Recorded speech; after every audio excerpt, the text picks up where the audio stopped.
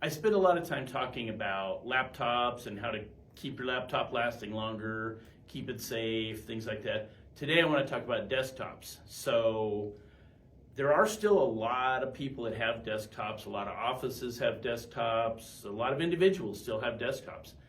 And there's just a few things you can do to help prolong the life of your desktop. So first thing is, where is it located? Is it hidden in a cabinet that is completely enclosed?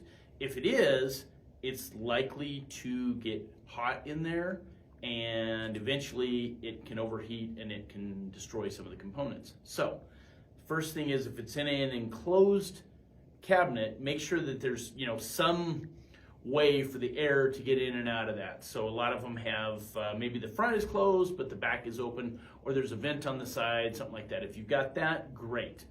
The next thing is, if it's not enclosed, is it's sitting there in direct sunlight half of the day.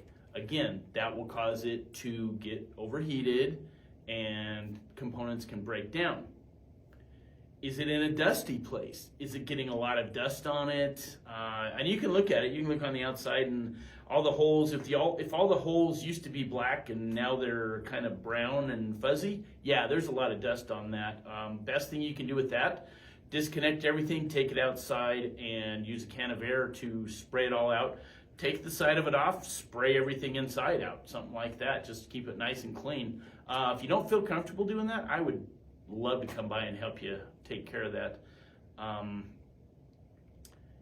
Is it sitting under an open window where it could get rain on it? Is it sitting under a potted plant where it can get dripped on? Anything like that. So take your desktop, look at it and see, okay, what is it getting exposed to? We want it to not get exposed to anything but fresh air. So that's a great way to prolong the life of your desktop.